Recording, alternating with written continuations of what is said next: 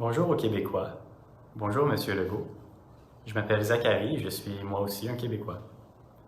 Aujourd'hui, je vais vous parler d'un principe qui est à l'origine de la stratégie de lutte contre la pandémie de la CAQ, le principe de précaution. Sur le site web de l'INSPQ, on peut lire « La précaution vise à éviter des risques potentiels, soit des risques mal connus, objets d'incertitude et associés à un danger hypothétique mais plausible. Quand on parle d'éviter d'éventuels débordements hospitaliers, par exemple, on est dans la précaution, parce qu'on ne sait pas à l'avance si nos prévisions vont se concrétiser. » Cela étant dit, M. Legault, j'aimerais vous faire part de quelques-unes de mes observations. Dans les communications publiques de la CAQ, je trouve que les représentants du gouvernement manquent de transparence dans leur façon de présenter les chiffres aux Québécois. Par exemple, on les entend souvent comparer le nombre d'hospitalisations de personnes vaccinées au nombre de personnes non vaccinées, sans aucun autre facteur de différenciation entre les deux groupes.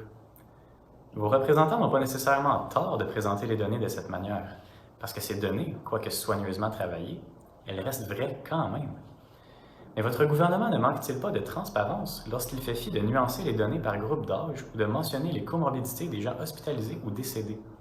Est-ce que vous pensez que les Québécois ne se rendent pas compte que vous ne leur avez pas dressé un portrait représentatif de la réalité dans plusieurs de vos points de presse sur la pandémie? Êtes-vous familier avec la notion de consentement éclairé, M. Legault? Savez-vous combien de Québécois ont l'impression de ne pas y avoir eu droit en raison, entre autres, de l'opacité des communications gouvernementales? De mon côté, je peux vous confirmer que les gens ne sont pas aveugles, et je peux aussi vous confirmer, malheureusement, que tout ça affecte leur confiance non pas à la science, mais plutôt à la bienveillance de la CAQ. De plus, les gens se demandent pourquoi on ne vous entend pas parler plus souvent de toutes les autres solutions qui peuvent nous aider à réduire nos chances d'être hospitalisés.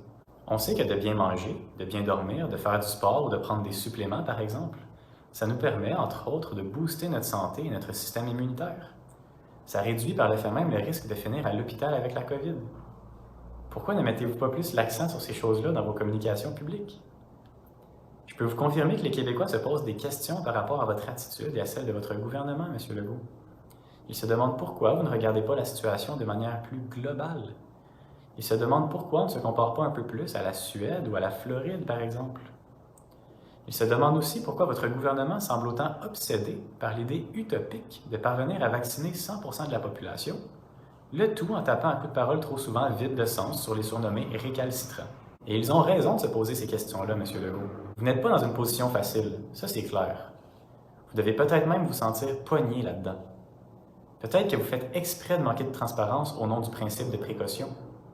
Peut-être que vous vous dites que c'est nécessaire pour le bien commun. Personnellement, je ne le sais pas, mais je veux bien vous accorder le bénéfice du doute. Alors ma question pour vous est la suivante, M. Legault.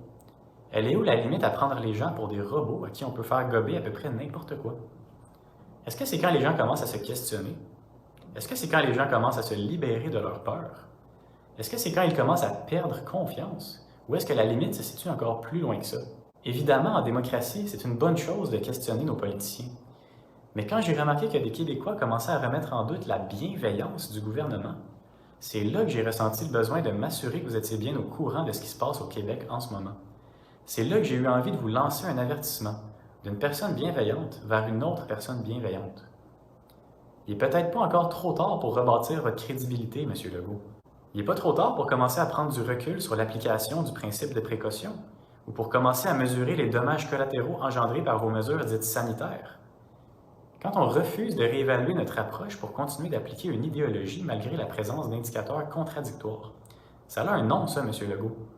Ça s'appelle croyance ou religion.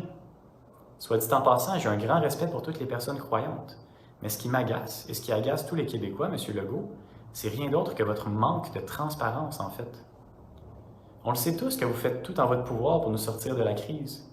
Puis moi, j'ai aucun doute sur vos bonnes intentions.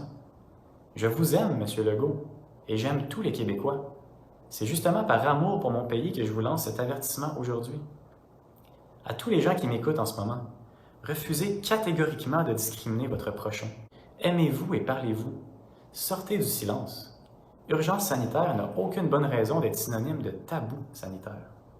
Au revoir.